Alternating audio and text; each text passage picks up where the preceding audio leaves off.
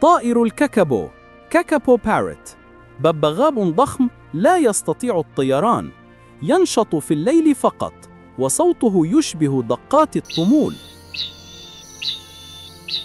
واحداً من أندر الطيور على وجه الأرض.